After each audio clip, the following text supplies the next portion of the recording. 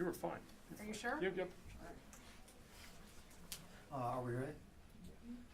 My name is Gavin Holohan. I'm the District Attorney of Lehigh County. With me standing is our Special Victims Unit. This is Sarah Heimbach standing next to me, and the supervisor of our Special Victims Unit is Sarah Moyer standing next to her.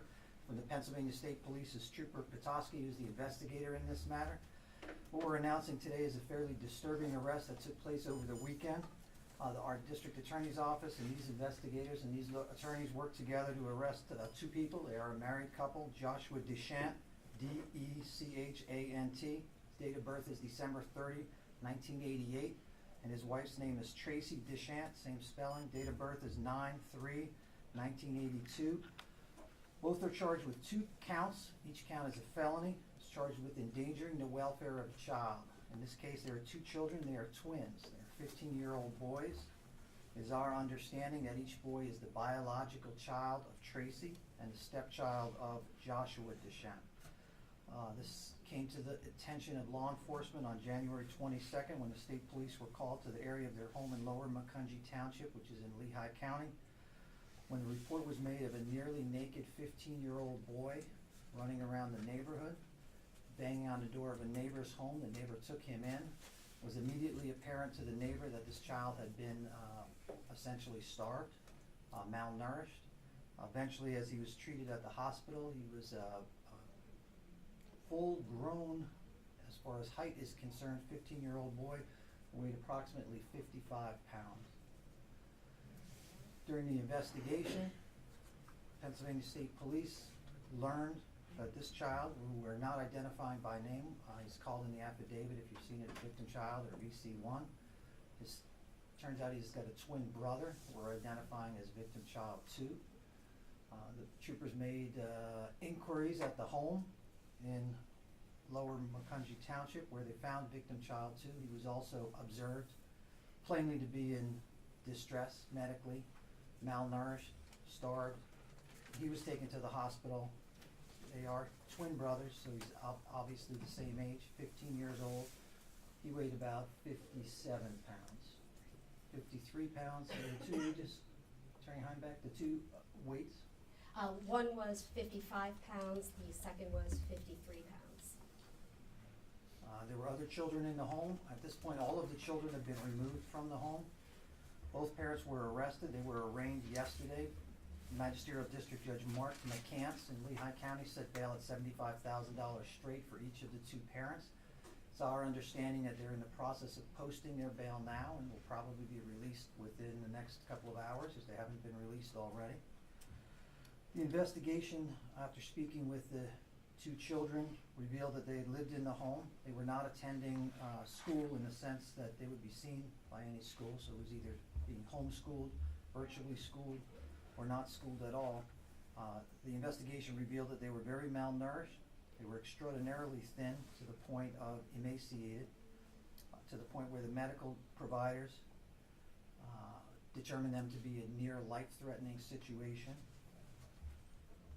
Both children told the police that they were abused in the home, punished in ways that included the denial of food and water, forcing the children to walk around the home naked, forcing them to stand outside naked in freezing temperatures, forcing them to sleep on the floor, often naked, with one blanket between the 2 boys.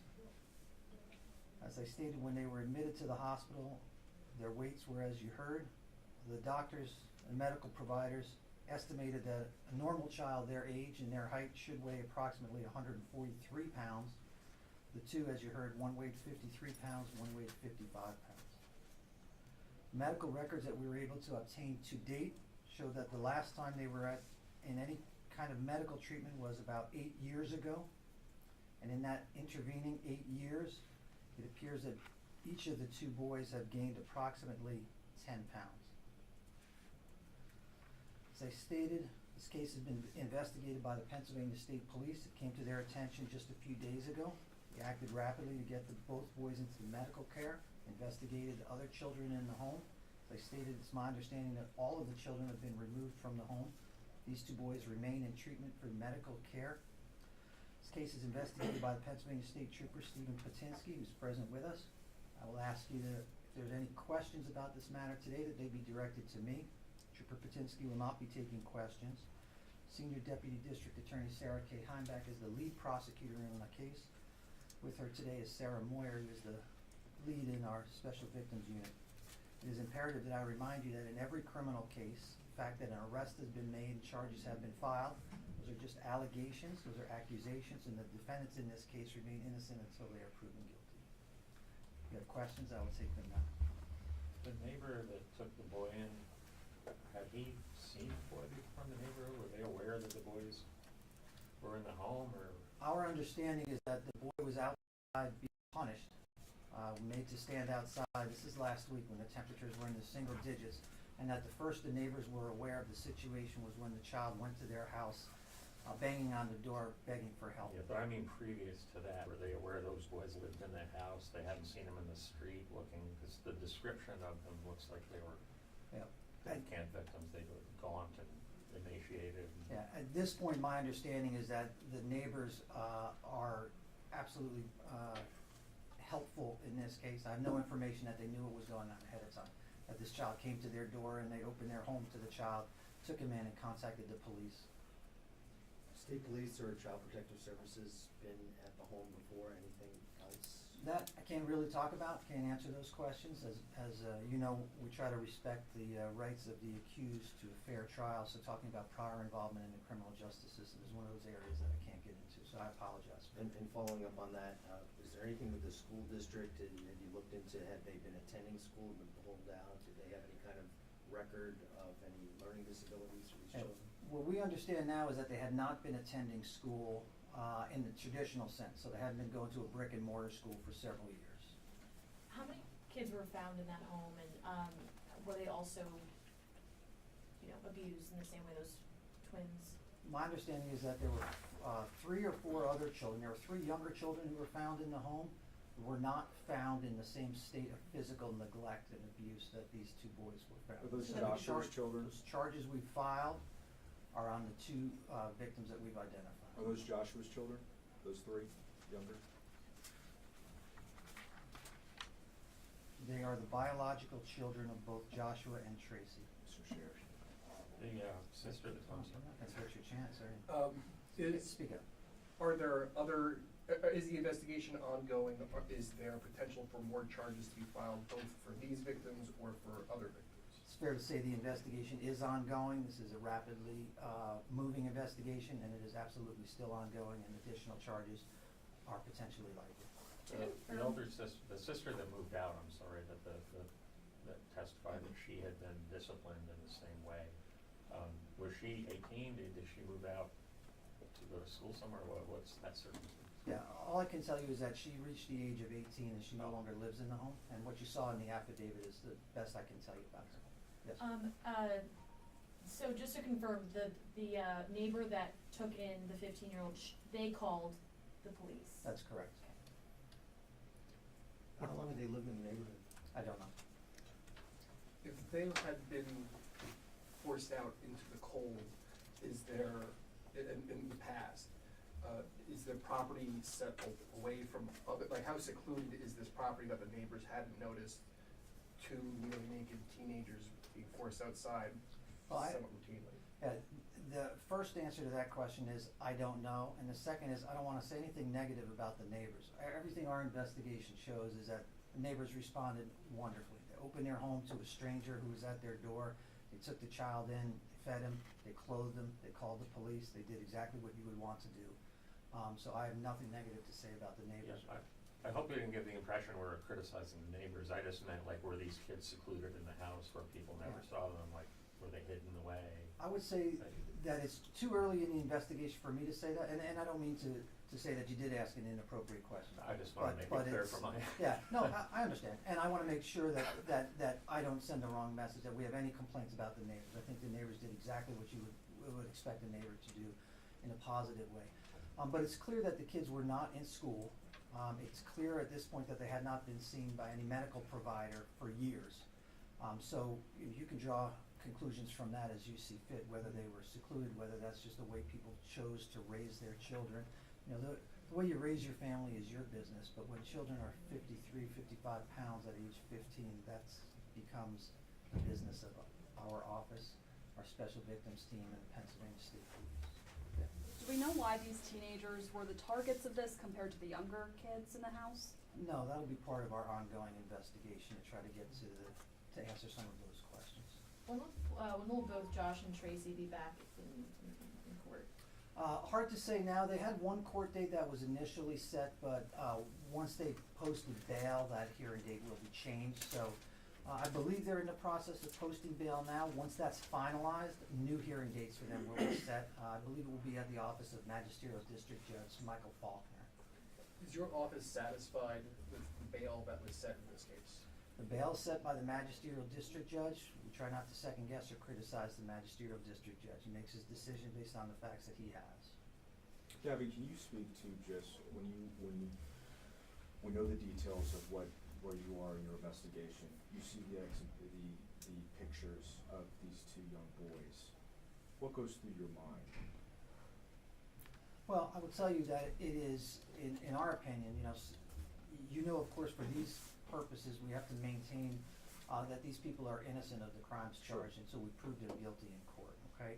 We have some of the pictures that we'll show you again. We've released some of them, but we have them here today. So before we end today, you'll get to see them and you can kind of answer that question for yourself. But just like the neighbor who saw this child for the first time, it was obvious to that neighbor that this was a child in distress. It was obvious to the first responders that this is a child in distress. It's obvious to the treatment providers at the hospital that this is not a normal situation. So, you don't have to have young children, you don't have to have teenage children of your own to see that this is a tragedy for these kids, and that this is not something that happened once. This is not a one-off or a once-and-done situation in the opinion of the investigation. That's why this is charged as a course of conduct that you'll see in the charging documents. That's what increases the grading of the charges. So the allegations include that it's a course of conduct that went on for a period of time. According to the medical records that we have now, over 8 years, each one of them gained about 10 pounds. That speaks volumes, I think. Go ahead. Have they, do they have an attorney at this point? Do we know the name of the attorney? I don't have any information on whether they've obtained counsel yet. I didn't know if because they posted bail. Yeah, they don't require, you're not required to have an attorney to post bail. So the fact that they posted bail does not give us an indication of whether they have counsel or not. I just wanna be sure, you said 2 counts of endangering welfare of a child, any other charges? At this point, no. Okay, and one other question, it seems like from our reporting that Mr. and Mrs. Deschamps owned a fairly successful HVAC company here in the Lehigh Valley, which leads us to believe a lot of people might know these people. Have you been able to confirm that they do own this company?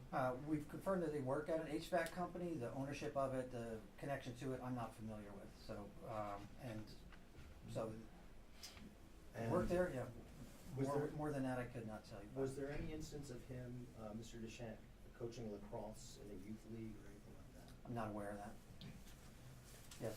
Would you say this is one of the most intense cases of like child endangerment that you've probably come across since you've been DA, or could you talk about just Unfortunately, we don't, this is gonna sound crude, but we don't rate these sorts of things. So that, I don't know how to answer that question. There's terribleness and then there's terribleness and these, so we see terribleness. I think most people would say that they're looking for, if you look at abuse that has allegedly occurred over an 8-year, almost decade span, and you're still figuring out were these kids homeschooled, virtual, or not attending school at all, can you give us a little bit more context of where are you at in the investigation in determining what were these kids experiencing when it came to just supervision outside of their parents in any way? Okay, what's the date, 28th, 29th? 27th. Yeah, today's the 27th, all right? So this came to the attention of law enforcement on the 22nd. So our goal is to move quickly to do the investigation as accurately and as rapidly as we can to get answers sufficient to file criminal charges so that we can protect the children. And that's what we did. So I apologize that we don't have all of the answers done at this point. But as we said, the investigation is ongoing. So I realize the, you know, the desire for more answers, but we have, you know, we have to make a decision. Do we get all of the answers and then make an arrest? Or do we get sufficient answers to justify the charges we filed, make an arrest, get the children to safety, and then continue our investigation, and that's the path that we've chosen. So, I can tell you what I've already told you about. We don't believe they were in school. We don't believe they were seeing, brick and mortar school. We don't believe they were seeing live teachers on a regular basis. We don't believe they were getting medical care on a regular basis for the last 8 years.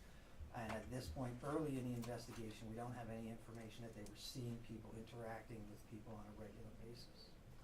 Given the fact that it sounds like they've done a decade or so without much interaction, are you surprised that this case, that this pattern of apparent abuse has been able to go on this long without it coming to someone's attention?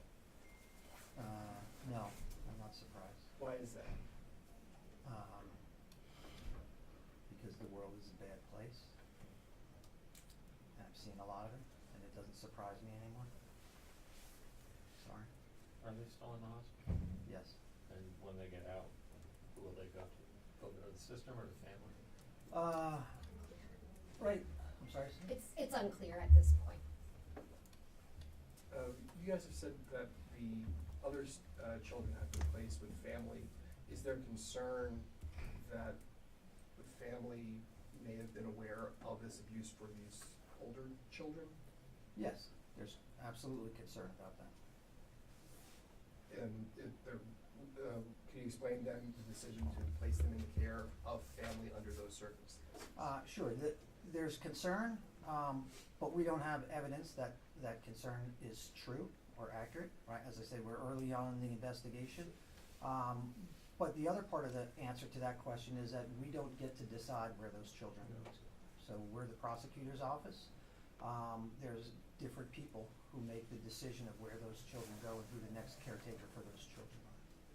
Do you have the ages of the younger children? Do we have the ages of, we do not, or I don't. There is a sister that is older than the twins. She is 16, but as far as the children that are younger than the twins, I'm not aware of their exact ages. And have you been able to speak with the two boys? Have they been able to communicate? Are they openly communicating with you willingly? And have they been able to communicate on a level which would be expected of a 15-year-old? I would say yes to all of that. All right, any other questions I can answer? Wait, let's get to one I'm in the back. sorry. I'll come back to you. Question, you said that their condition, meant that it was life-threatening. Is their condition still considered life-threatening? I would think now that they've been in the hospital for a couple of days and that they're receiving medical treatment, as a layperson, I would hope it's no longer life-threatening, but that's my opinion as an attorney, not as a doctor. So, kind of a half-assed answer for you, sorry. Go ahead, I told you I'd get back to you. Just like, the phrase that they were supposedly made to write over and over and over, did that come from something, or do you have any idea where that phrase came from, or is it just? You mean like Was it for a book, or a? I'm assuming it was dictated to them by one of the adults in the situation. Yeah. Whether they obtained it from somewhere else, I don't know. As I said, if there's no other questions, we do have a couple of the pictures. They are the same images we had that were. Nate, don't shoot it. Okay. Go ahead.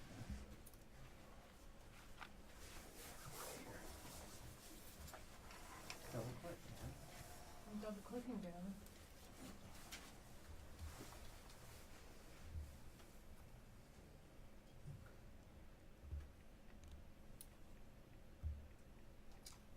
We're gonna have to get this machine. You're gonna have to work on this. I should be able to just. So I believe this is Exhibit A. Correct. So for those of you who don't have the complaint, these images were attached to the complaint as exhibits because we felt that the words and the language weren't enough to illustrate the harm that that we saw and that should have been visible to a caretaker for these children. And where were these taken? So we're taken at the hospital. Do the next one. That is the next one. That's B. And those are like lesions or like bed sores Bruises. almost? or- Yes. Yes.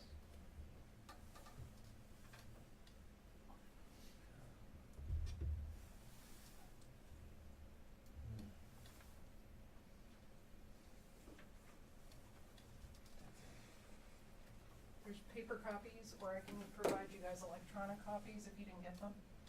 Can you let me know? Any additional questions? All right, thank you. Thank you. Thank you. Thank you. Anyone need paper copies? I would love that.